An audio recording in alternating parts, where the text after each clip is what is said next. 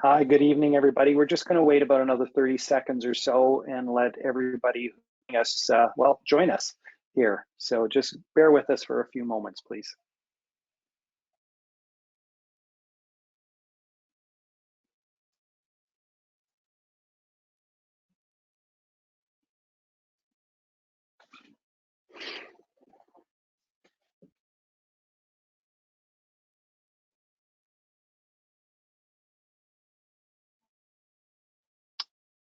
Great. Okay, we'll get going here. All right. Good evening, everybody. My name is Don Giesbrecht, and I'm the CEO of the Canadian Childcare Federation. And thank you for joining us tonight for Getting Preschoolers. I know we have people registered from around Canada, which is just fantastic. So pleased that you could all take time tonight, and we appreciate that. On the West Coast, it's just in around 5 o'clock, and obviously out on the East Coast, it's 9 o'clock or 9:30 in Newfoundland, Labrador. So we do appreciate your time here tonight. Before we begin, I'll do our land recognition, and then I'll go through some of the technical pieces here of the webinar tonight. So the Canadian Childcare Federation respectfully acknowledges that the land on which we are located is the traditional unceded territory of the Algonquin Anishinaabe people. We recognize all Indigenous people who were here before us, those who live with us now, and the 7 generations to come. As Indigenous peoples have done since time immemorial, we strive to be responsible stewards of the land and to respect the cultures, ceremonies, and traditions of all who call it home. As we open our hearts and minds to the past, we commit ourselves to working in a spirit of truth and reconciliation to make a better future for all. Today, these lands continue to be shared territory and are occupied by many diverse peoples from near and far. A treaty is an inheritance, a responsibility, and a relationship. We acknowledge the harms and mistakes of the past and dedicate ourselves to move forward in partnership with Indigenous communities and in a spirit of reconciliation and collaboration. So again, welcome everybody. I'm sure many of you have been to a Canadian Childcare Federation webinar before, so this is old news to you, but if this is the first time you've ever been to one, do use the GoToWebinar platform, which is where you are all on, and not Zoom, or we've also used another platform that some of you might have been with us or joining us from previously. The reason I say that is a bit unique in that you do have, and everybody see on their screens, there's a control panel there, and there is a question panel there, and I see already that some people are putting some questions into the question panel, and asking questions and just introducing themselves. So it is great. If you would like, by all means, let us know where you're joining us from, and it's always great to see that. We will be monitoring the questions as we go through the webinar, and saving the majority of the questions for the end of the webinar. We have a couple polls for you that will show up on your screen, and you can interact with them, and we'll share the results of those. And I think that's about it. Technical questions, we'll try as best we can to help you out with them, but there are just some things we can't solve from our end. So anyways, with that, I will turn it over to Robin McMillan, also from the Canadian Childcare Federation, who is joining us from Ottawa here tonight. So Robin, over to you. Hi, thanks, Don. So as Don mentioned, I'm Robin McMillan from the Canadian Childcare Federation. I'm the innovator of projects, programs, and partnerships here at the Federation, and I welcome you to another one of our webinars. So glad you could join us.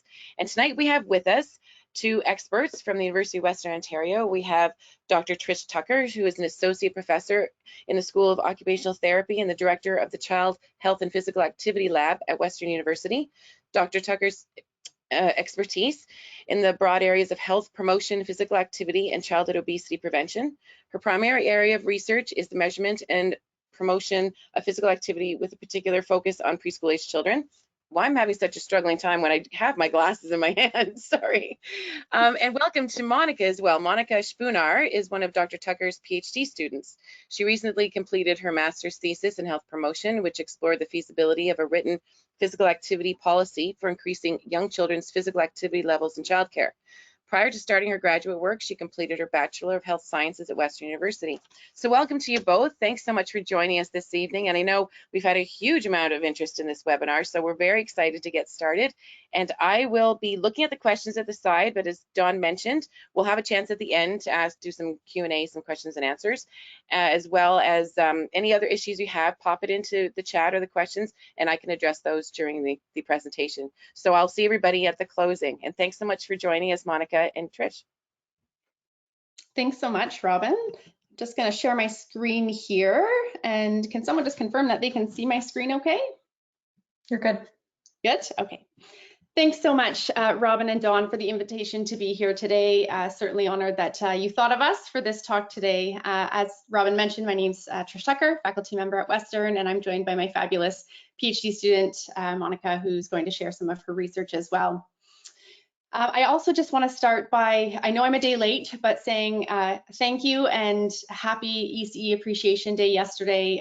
You are all incredible human beings and have the hardest job in the world, in my opinion. And so you are appreciated, valued, and kudos to you for the amazing job that you do. So I too would like to acknowledge that we are coming from you today, or coming at you today from the traditional lands of the Anishinaabe, Haudenosaunee, Lenape, and the Attawadarons nations, on lands connected to the London Township and the Sombra Treaties of 1796 and the Dish of, with One Spoon Covenant Wampum. This land continues to be home to diverse Indigenous peoples whom we recognize as contemporary stewards of the land and vital contributors to our society. Okay, just to provide a brief overview of our plans for this evening, we will start by doing a discussion of movement behaviors in the early years and describe the role of childcare environments in promoting healthy movement behaviors. We'll then provide some concrete examples of how we can promote more movement in early childhood education settings, and then conclude the presentation with some take-home messages and, as Robin mentioned, some time for questions. Oops. All right, so let's jump right in. So physical activity in the early years is important for healthy development, and it can encourage this in a variety of different ways. So from a physical standpoint, physical activity can strengthen children's bones and muscles, their hearts and lungs, improves their flexibility and balance, and it helps them to maintain healthy body weights and increases their energy levels. In addition to these physical benefits, there's also cognitive benefits associated with physical activity participation, and these include improving brain functioning, academic performance, language development, and sustained attention. Some of the emotional benefits of physical activity span from helping children manage symptoms of stress and anxiety to reducing negative feelings, improving their sleep, and increasing their self-efficacy and feelings of self-worth and success. And then finally, physical activity participation in the early years can also help enhance children's social skills and strengthen their relationships. So these are only some of the reasons why getting kids active is important, but there's lots of benefits to getting kids moving. However, it's also important to consider how much time children are engaged in sedentary behaviors or behaviors that use little energy while seated or laying down. So in particular, screen-based activities are important to minimize as it can have negative physical health consequences like fat accumulation, language delays such as less babbling for infants or smaller vocabularies for toddlers, psychosocial risks such as reduced social interaction, and poorer sleep quality, which can introduce behavioral challenges. These examples show that not only do we need to pay attention to how active children are, but also how much sedentary time they're engaging in or what types of sedentary behaviors they're engaging in. Yet, what might be most important is what these behaviors entail. So while sedentary behaviors such as screen time might be detrimental to children's development, not all sedentary behaviors are bad. In fact, as you all know, reading, coloring, and circle time have been associated with positive cognitive health outcomes like better executive function and working memory. These sedentary behaviors are an important behavior for young children to continue to engage in. Therefore, it's okay to include sedentary time in childcare programming. And what we encourage is just thinking through or being mindful of how long these blocks of sedentary time last, and to break them up when possible with periods of movement. So guidelines for young children are starting to emerge in many countries and are being pushed by global organizations. So for example, Canada, the United Kingdom, and Australia all have guidelines now specific to young children, so the 0 to 4 age range. In addition, the World Health Organization has also put out resources and stipulations for young children's physical activity. For example, the World Health Organization recommends that infants are active several times per day and should engage in at least 30 minutes of tummy time per day. For toddlers and preschoolers, they are recommended to achieve at least 180 minutes or 3 hours of total physical activity each day. And for preschoolers, they recommend 60 minutes of moderate to vigorous intensity physical activity. So what this means is some of the heart pumping, higher intensity movement behaviors such as running, jumping, skipping, hopping, anything that's going to cause them to get a little bit sweaty, a little bit out of breath, those are the higher intensity movement behaviors that really provide the best health benefits. The second component of the movement guidelines for the early years are the SIT guidelines. And so for sedentary behaviors, infants, toddlers, and preschoolers are not recommended to be sedentary or restrained for more than an hour at a time. Further, screen viewing is not recommended for children under 2 years of age and should be limited to no more than 1 hour per day for children who are 2 years of age and older. Finally, the last component of the 24-hour movement guidelines for young children is the sleep component. So recommended hours of good quality sleep vary by age group, but for infants 0 to 3 months of age should receive 14 to 17 hours of sleep per day, while infants 4 to 11 months should receive 12 to 16 hours daily. The daily sleep time requirements decrease for toddlers and preschoolers who are recommended to receive 11 to 14 or 10 to 13 hours of sleep per day, respectively.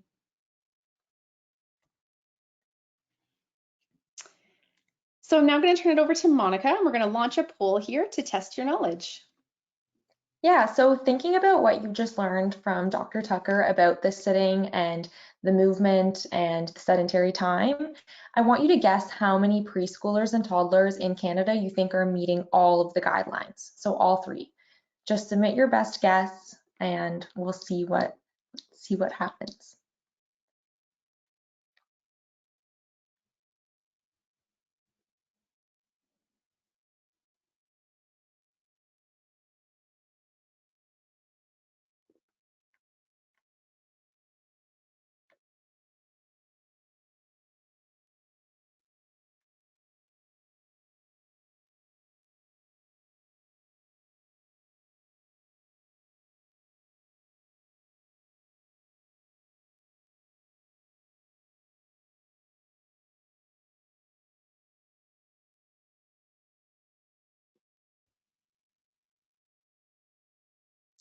Very interesting. So majority of you thought it was 30%.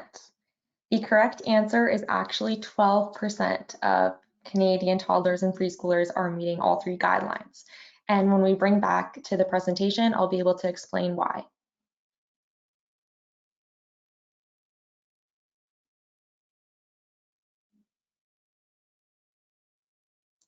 So if we think about toddlers and preschoolers, toddlers are 1 to 2 years old and preschoolers are 3 to 4 years old. If we look at the breakdown of the 3 movement behaviors that Dr.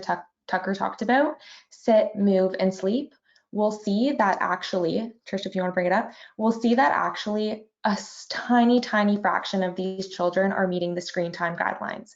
That means that toddlers who are supposed to receive no screen time are receiving screen time. Only 15.2% of them are not seeing any.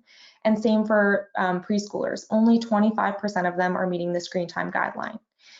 Actually, nearly 100% of toddlers are meeting the physical activity guideline, and then this number tends to decline when we look at preschoolers.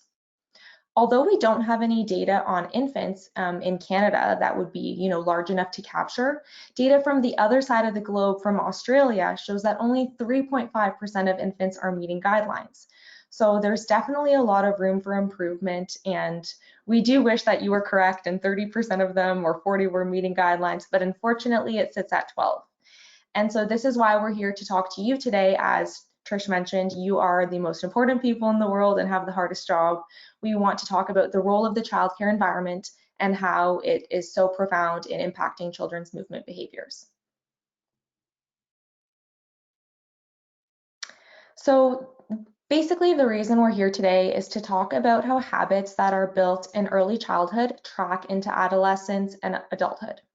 So think of yourself, maybe when you were young, you practiced a sport and you started in school and now you still play occasionally, whether it's hockey and you still meet up with some friends occasionally to play at the rink, or you play recreational basketball. These habits likely started when you were very young. So children who are in center-based childcare, they receive a lot of activities that help develop their motor skills in these settings, and then they're tracked throughout their later life as they go to school and as they grow up. Therefore, we want to encourage you to understand your important role as an early childhood educator in getting children moving. So the role of the childcare environment is what we're going to be talking about, with specifically 5 pillars today. So we're going to launch another poll, and I want you to guess how many Canadian children are enrolled in childcare. And to give you a hint as you select your answer, please think about developed countries, as the Organization for Economic Development has put out a statistic that 50% of infants and toddlers are enrolled in childcare in developed countries, and this statistic goes up to 85% for children that are preschool aged.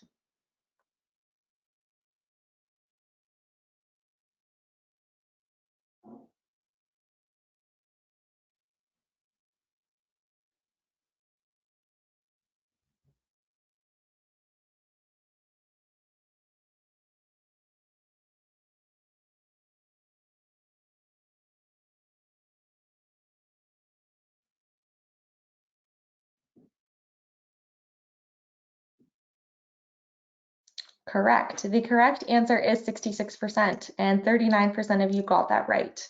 It is a little bit of an outdated statistic from 2006, but I believe they are working on providing an updated one now.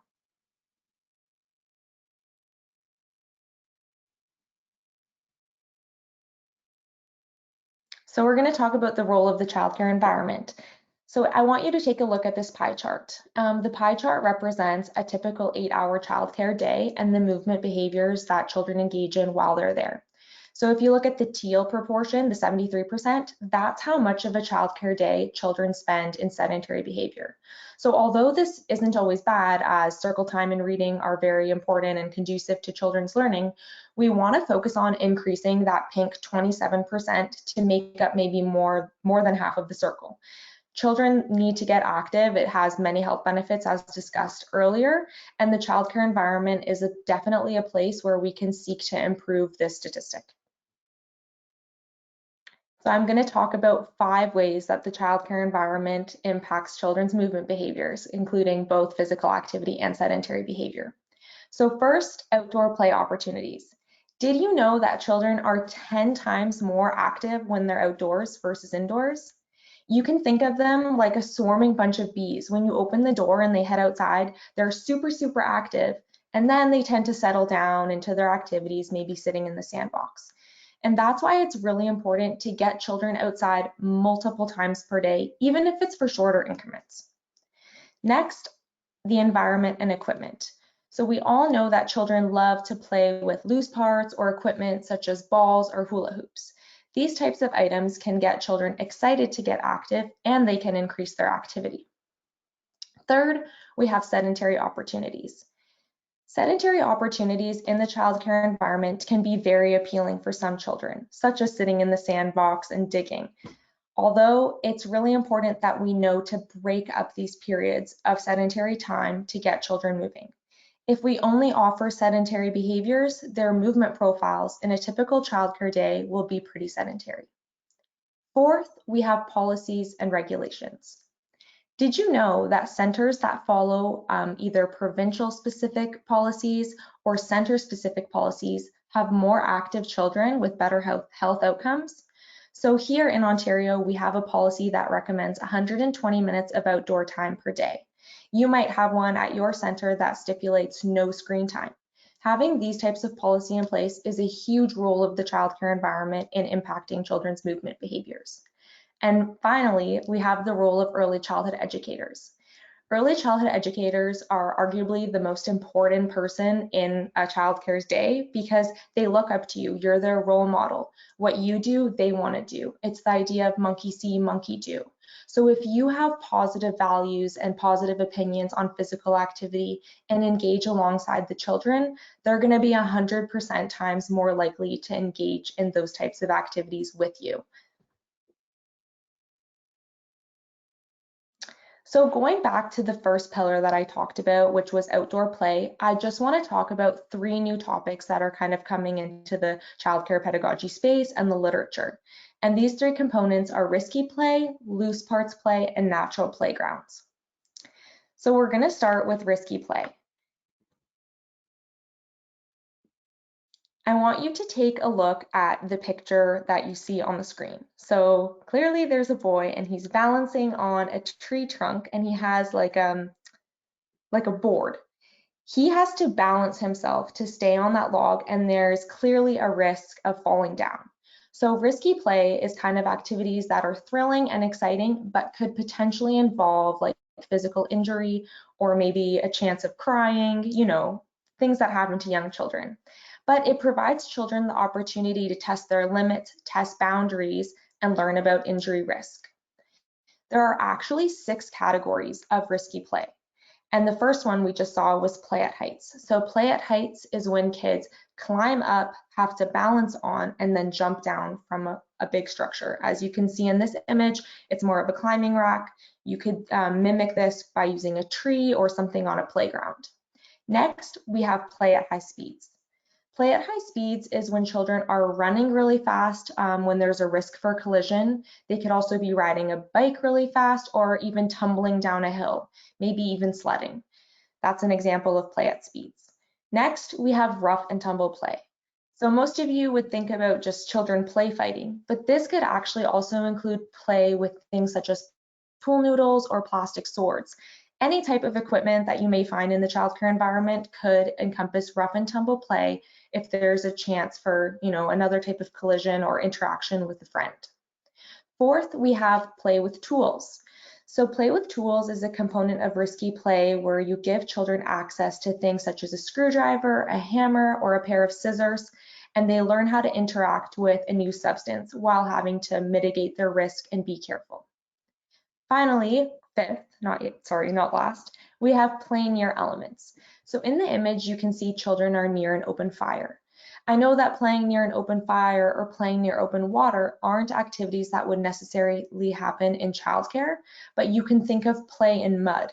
Mud is very slippery. If children were playing in mud, there is a chance that they'll fall, but they also find it enticing and exciting because they love to put on their splash pants and kind of go and get muddy and dirty. So that's an example of how play near elements would happen at childcare.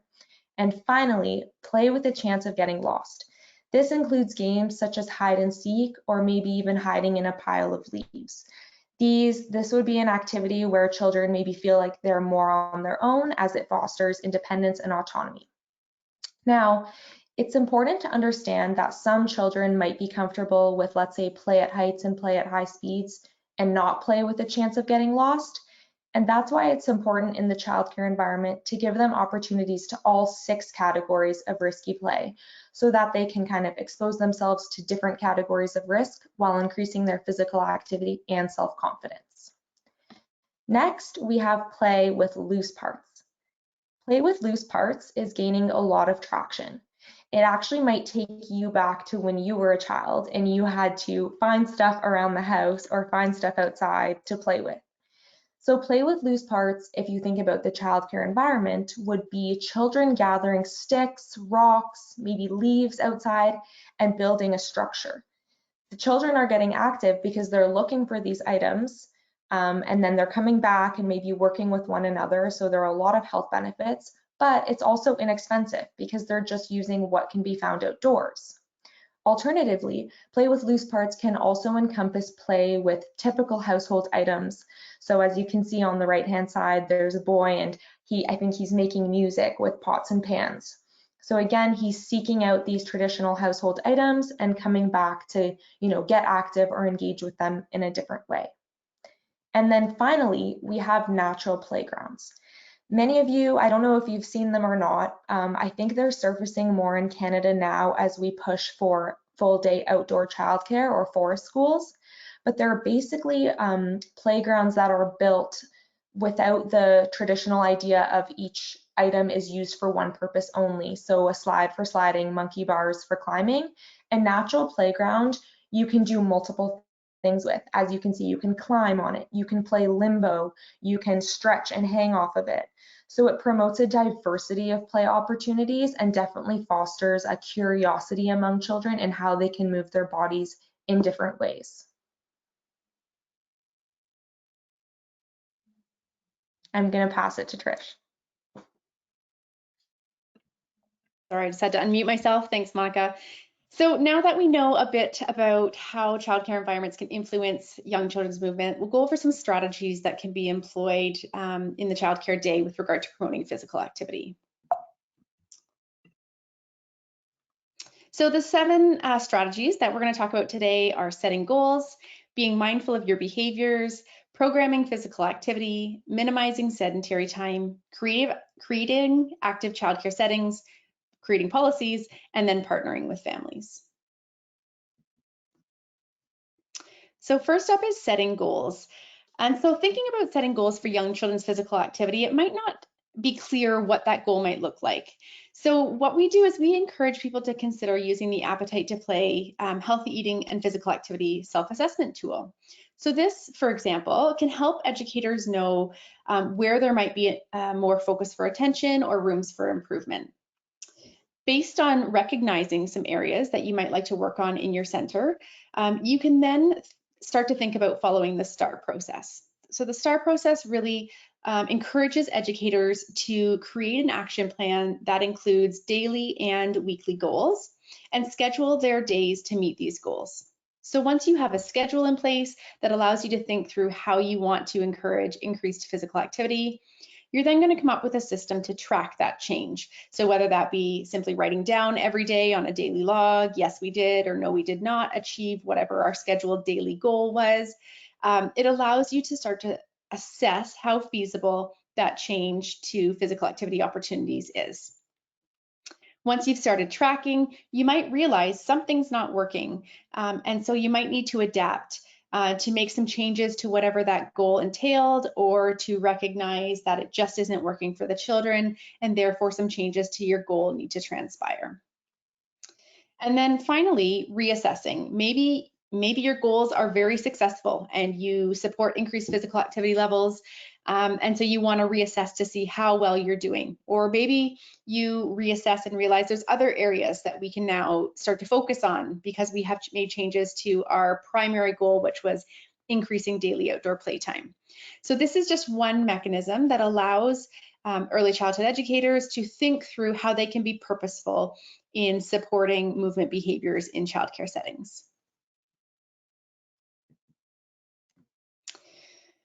The second strategy is being mindful of behaviors. So early childhood educators are young children's primary daytime role models. And quite frankly, they all look up to you. So it comes as no surprise that your behaviors are highly influential of young children's behaviors as well. So role modeling, co-participation, and verbal prompts can help encourage movement in young children. When educators are active role models, research shows that children are active too. When educators participate in physical activity with children, it shows children that physical activity can be fun and you're also enjoying it. And verbal prompts like asking a child if they want to try a new jump rope or congratulating a child on climbing to the top of the climber can also boost their self-esteem and their motivation to stay active.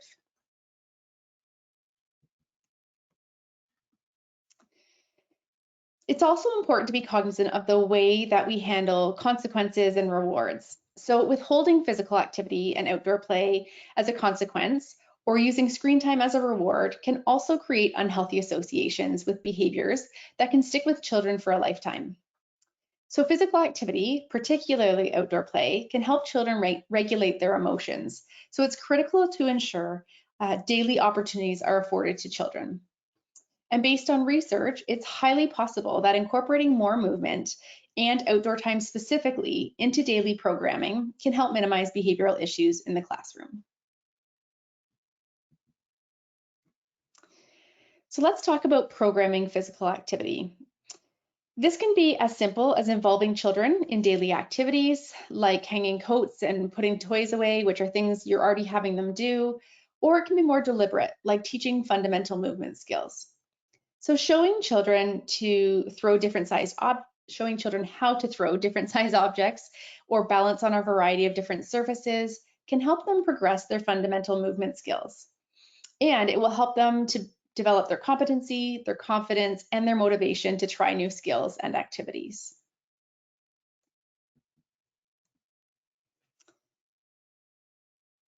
When planning gross motor time for infants, tummy time is especially important, and it's important to ensure that we are affording lots of appropriate tummy time and floor-based play in a creative way.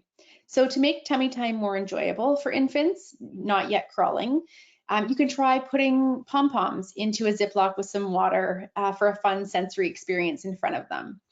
You could try putting different textured fabrics into their grasp or into their space. You could set up books around them in a circle. You can also try putting them on a yoga mat to engage different components of their core system as they engage in tummy time. So all of these different variations of tummy time will encourage children to develop their core, their neck, and their back strength, while also facilitating their ability to turn their neck and their head to reach and grasp objects. So as children progress into the older infant age group, they will be closer to crawling, cruising, and walking. And it's important to ensure gross motor play encourages each of these skills. So placing toys just out of reach, whether crawling, cruising, or walking, will encourage infants to start to move towards the toy, to reach, and to grasp them. To prepare infants and toddlers for cruising and walking, incorporating climbing activities can also help develop and strengthen overall stability, like going upstairs or climbing a stack of cushions. Play areas that are conducive to cruising have lots of levels and textures that allow infants to walk along, such as couches or tables or ramps. Once cruising, push toys can help infants have dynamic support while they explore their surroundings, so it's also great to have these on hand.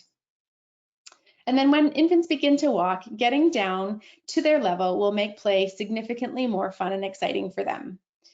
Introducing toys like balls, hula hoops, and pool noodles during this stage will be beneficial for infants to learn to walk while holding different sized objects, which will eventually translate into more complex locomotor, balance, and manipulative skills. Also think through programming both structured and structured physical activity. While this may be challenging, these play experiences can actually be coupled together to be beneficial and to enhance the movement opportunities that will then follow. So when structured physical activity is followed by unstructured play, children will oftentimes take the structured activity that you just engaged with them in and incorporate it into their own play experiences. This can be especially important when teaching fundamental movement skills and introducing new play equipment. And then finally, for programming physical activity, educators can aim to include opportunities for outdoor, risky, and loose parts play, as Monica just mentioned, as children have consistently been found to engage in more physical activity, particularly at those higher intensity levels that offer the best health benefits within these contexts. The creativity of these active play experiences can keep children engaged for hours on end, and these play opportunities require very little setup on your part. Okay, as we've mentioned, minimizing sedentary time in childcare centers is certainly something to be mindful of. So in addition to programming physical activity, please keep this at the top of your radar. Experts recommend that screen viewing should not be a part of regular childcare, given that it's largely detrimental to health behaviors in young children, but also because many children are very likely exposed to sufficient screen time outside of the childcare hours. Aside from screen time, other ways to think about maximizing or being mindful of sedentary time is to consider breaking up long periods of sitting via active breaks. So using a brief movement or action song when kids have been seated for a while, or incorporating blocks of active learning instead of seated circle time, are just a few ways that we can engage children in some movement during largely sedentary behaviors. So rather than sitting and counting our fingers to start to develop some of that skill, maybe we think about standing up and doing jumping jacks to think about counting. There's lots of examples, online for active learning lessons for numeracy, literacy, and science. And this is a great way to keep children's focus during lessons as well. Finally, active transitions are when children are instructed to, say for example, crawl like bugs to the coat room, or to the carpet after coming in from outside, or to hop on one foot to get in line in the coat room to head outside and while they wait for their peers. Being mindful of engaging what might have been a simple walk to the door in something that is slightly more higher intensity movement is another way to up the ante, I guess, if you will, with respect to movement behaviors for children. So active transitions are also incredibly important. It allows the transition to be purposeful and not just a simple movement from one stop to the next. Okay, so how to create active childcare settings. When designing indoor and outdoor spaces for active play, there's a few things that you might be able to keep in mind. Moving furniture around to create more open spaces will certainly be more conducive to movement, and removing chairs during active play can help deter sedentary play. You can also create invitations for movement, like using peel and stick footprints across the floor as seen in this picture here, as this will spark children's creativity when moving from one place to another, and they will likely do it in a way that you never would have thought was possible.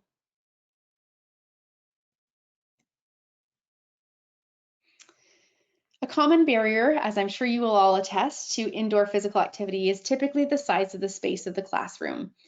So we oftentimes will encourage using hallways, when at all possible, getting outdoors, if possible to go into the neighborhood, or if needed, doing activities in one place, like Simon Says, or keeping the balloon up. And breaking into smaller groups is another way that you could make the room feel bigger, even when you actually haven't changed the space that you have. So simply just trying to think through how you can maximize the space that you're afforded to really be able to allow children to engage in some of those movement opportunities.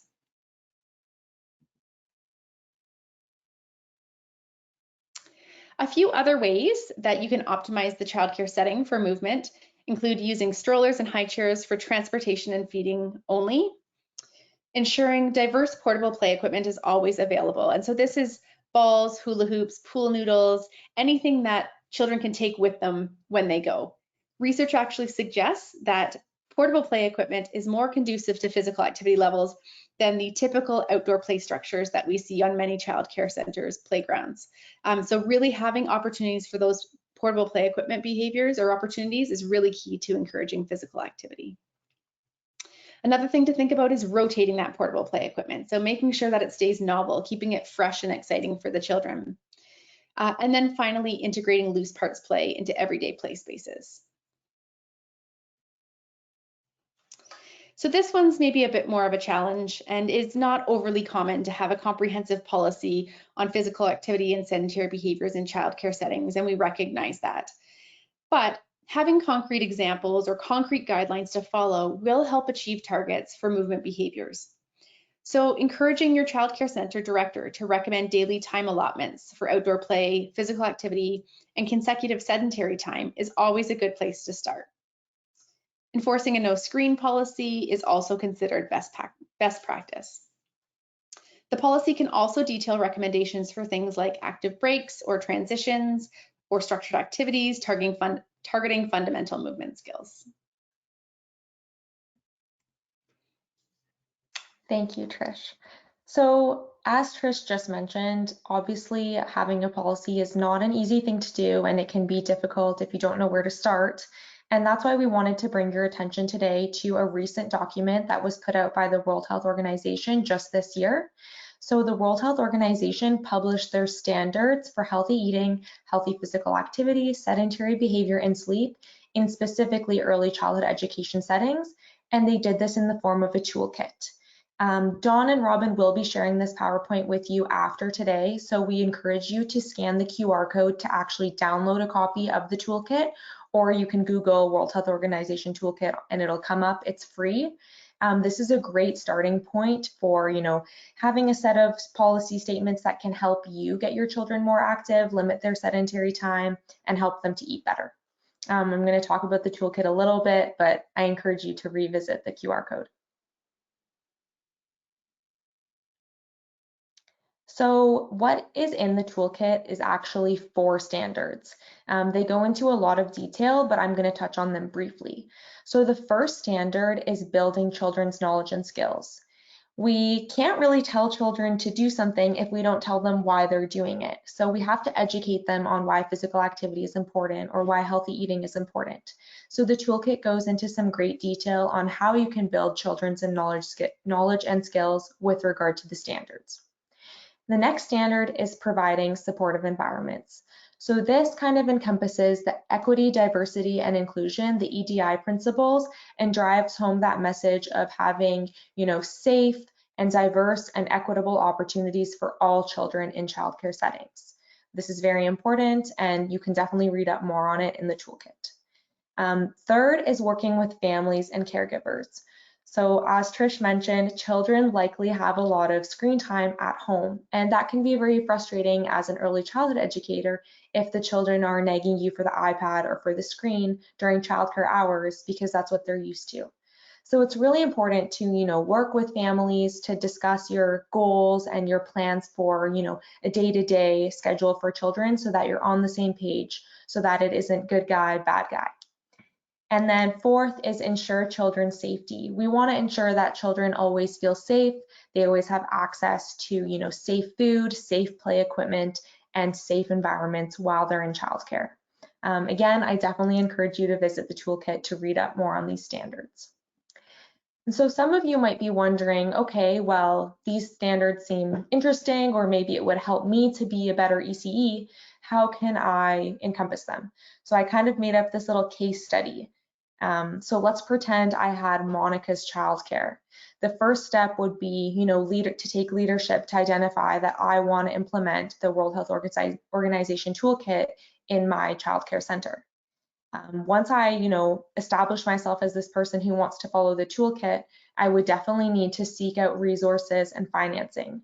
As we know, hula hoops, balls, all that stuff, they're not cheap. We have to have enough for each classroom. So we need to, raise donations or, reach out to our communities to gather finances and resources to kind of make this happen. It's also important to, gather resources to make sure that everyone's on the same page. So, agenda planning. Third, you'd want to build workforce capability. I would want the ECEs in my setting to feel well equipped to implement these standards. So I would host things like this. Maybe I would do a crash course, I would do webinars, or I would give them, online modules to follow that teach them how to implement the toolkit. That would be step 3. Fourth, I would want to use evidence to inform practice. So again, thinking about having a checklist. Did we provide safe environments today? Yes. Did we provide children with 120 minutes of outdoor time? Yes. And it's something that you can revisit to see whether or not you're meeting the standards. It also kind of holds you accountable and can be fun, because if you give something a check one day or don't give it a check, then the next day you're more inclined to kind of accomplish that goal. And then fifth, partnerships. It's always important to go back to your community, important stakeholders like the Canadian Childcare Federation, and touch base and see if there's any new resources that you can be implementing. So this is kind of a strategy on how you can create policies or implement the World Health Organization toolkit in your childcare center. And so again, we want to talk about driving the message home with families. So parents are very important. Obviously, they are the parents of the children and they drop them off to you every day. But it's important to have the same agenda and to have the same goals in mind. So we really encourage you to work with parents and caregivers of children when you're talking about healthy movement behaviors. It's really important to have the same common goal and to make sure that you're all working together as a team rather than, you know, having different agendas. And then the next thing with regard to parents is it's really important in a place like Canada where we have 4 seasons. We have rain, we have snow, we have hail, cold days. So we want to make sure children have the proper clothes, the proper equipment to get active. And sometimes this isn't possible. Again, these items can be very expensive for some families. So we encourage you as childcare centers to reach out and ask for donations, or maybe, you know, go thrift shopping and find some extra rain boots at the local thrift store that you can have on hand for those kids whose parents maybe forgot to pack their rain boots or who don't have a pair, so that you're always equipped with these, you know, these things on hand. Again, drive the message home with parents that these items are important for children to engage in healthy movement behaviors, because we do have a lot of snow here. And I'm just going to pass it to Trish. Okay, so let's recap these main strategies that we've just discussed to encourage children's physical activity. First, encouraging outdoor play opportunities. More outdoor time is always better. As Monika mentioned, children are significantly more active outdoors than indoors, 10 times more active actually. And research suggests they're actually the most active in the first 10 minutes that they go outside. So engage children in outdoor play as much as possible. And when you see them settling into some sedentary behaviors, maybe think through how you can use the outdoor environment to support movement behaviors more. Secondly, using your environment and your equipment to support movement. Whenever possible, ensuring that you have portable play equipment on hand, keep it diverse and fresh and exciting. That doesn't mean new equipment, that just means changing it day to day, so that, you know, on Mondays we bring out the hula hoops and on Tuesdays we bring out the pool noodles. And that way we're not always using the same equipment every single time. Third, limiting sedentary opportunities in the childcare center. So whenever possible, ensuring we have no screens in childcare centers. And then most importantly, breaking up sitting time, or breaking up time spent sedentary if you feel like it's been too long. Can we get up and do an active engagement activity for literacy or numeracy? Can we use an active transition to get to the bathroom, or to get to the door to get our coats on to go outside, or to get to the lunch table? Thinking through how we can be creative to simply make our daily activities more movement-based. As discussed, not an easy task, but whenever possible, thinking through whether your center might want to adopt a childcare center policy for physical activity, for sedentary behaviors. Sleep's a pretty regulated behavior in childcare, but there's lots of variation we've seen across the country with respect to the physical activity affordances in childcare centers. And so might this be something your center prioritizes? And then finally, you are the primary daytime role model for young children. And so your behaviors, your interest in physical activity, your role modeling, and your verbal prompts are all influencing young children's physical activity opportunities. And so be a great role model, engage with the children, love physical activity participation the way that they do.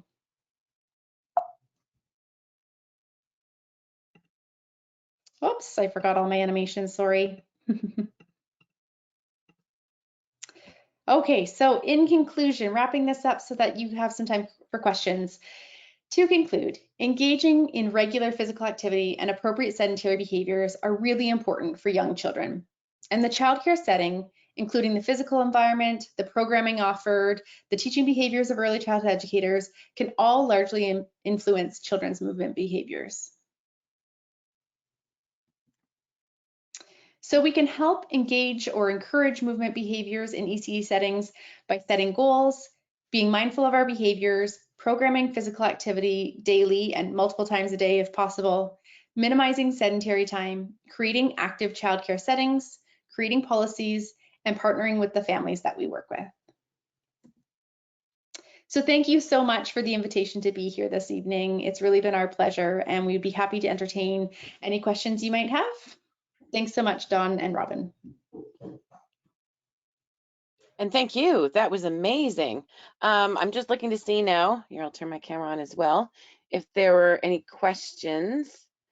Okay, someone's asking how to access all the slide presentation. So we'll be sending a follow-up email coming from me, and that will have the PowerPoint that Monika and Trish have so graciously offered to share with you guys. Some additional resources, including, I know there's some references to risky play and loose parts, and the Federation's actually hosted 2 webinars on that before, so I'll send you some links for that too, in case you guys want to watch that. And there'll also be the certificate, which I know lots of you are interested in, have asked questions about. That will be coming to you in a separate email, and probably within a week. I usually try and have that in a week turnaround, because we do that through a different app. So that will come from a certifier app, a specific app. And the other email with the evaluation piece, just a brief survey, the PowerPoint, some additional resources, that will come from me. So that will come from me probably within the next few days, and then the certificate within the week.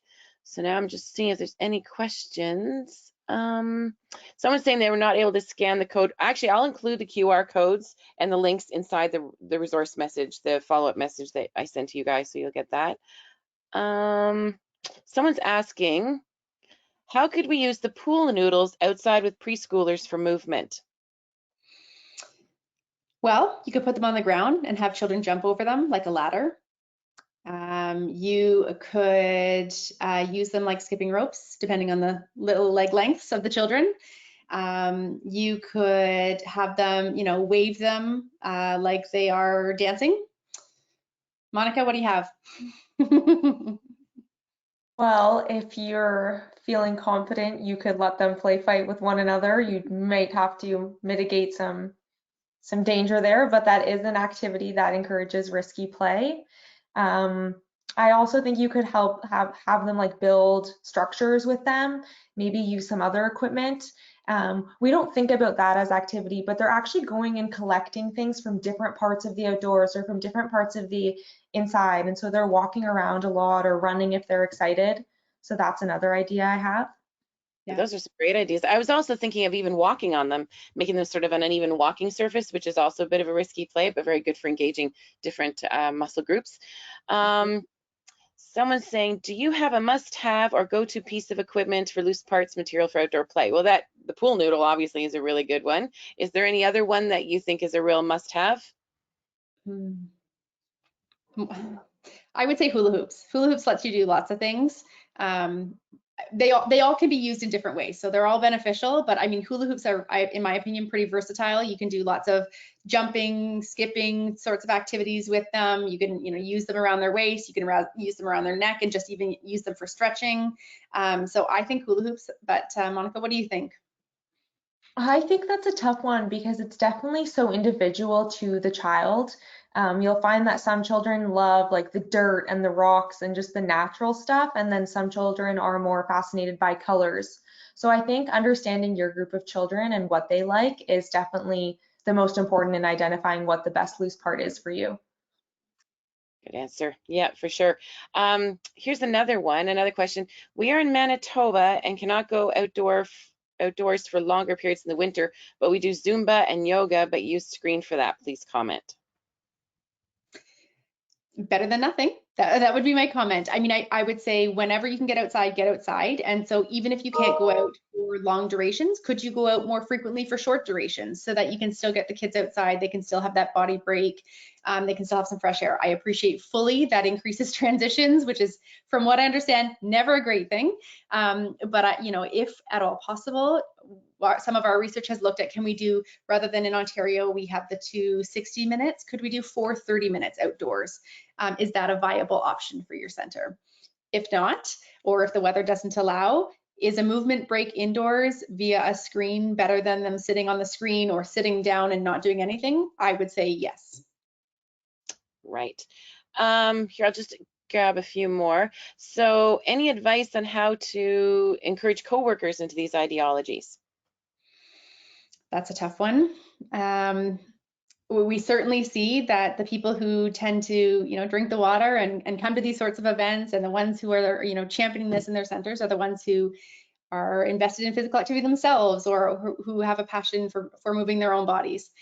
You know, I would probably position it as the value added for children, and recognizing that their role is to be good role models for the children in their care, and that part of that is development of their gross and fine motor skills. And so this is one of the mechanisms by which you are supporting that. I mean, it's a tough conversation and it's easier said than done. I totally recognize that. I'm making it sound very simple and it's not, but simply just sharing some of the materials that you might have, bringing it back to the children, I think is probably the best way to have an effective conversation about it. Yes, for sure. Someone's actually mentioned something that could help other people too, and their program uses a lot of planks and boards. And I did notice that in some of your pictures as well, and I've seen that in lots of childcare settings, and they're amazing because they're very open-ended, and that's a part of that loose park play too. And what you mentioned about the children picking them up and bringing them to other places in the yard and all that kind of thing is really, really engaging for them. So that's another great idea that someone else has shared. And for sure, there's a few comments about certificates. Again, I'll be sending those out, and I'll be sending a really great email that has links to the PowerPoint and also the YouTube link, because this will be on our Canadian Childcare Federation website in our webinars and on our YouTube channel. So that could be a way you could work with colleagues too. You could share the webinar with them. If they weren't able to participate tonight, they can always watch it afterwards. And unfortunately, we only provide certificates of attendance for those who attended the live webinar. So I know that'll come up again. So just to be clear, if you attended the live webinar, like what we're doing right now, you'll get the certificate. If you pass it to a colleague to grab this great information and they watch it as a replay, great idea, but unfortunately I can't give them a certificate for that. So just to be clear, but that's for sure, spread it around. We're very happy for other people to be getting this great information. And thank you so much, Monika and Trish, for giving us all this practical knowledge. And I think there's been so many great ways that they could apply this tomorrow in their programs, which is so important, that we're not just, you know, talking about things that aren't adaptable and aren't accessible. So thank you very much. And Don, I guess, is there anything from you? I think he maybe his camera's off. Okay, so we're good. And what I'll do is I'll be in touch with everyone. And just a great thanks again, Monika and Trish, for everything you've done this evening. Thanks for having us, Robin. Our pleasure. Thank you, everybody. Yep. Have a great Bye-bye, evening. everyone. Good evening.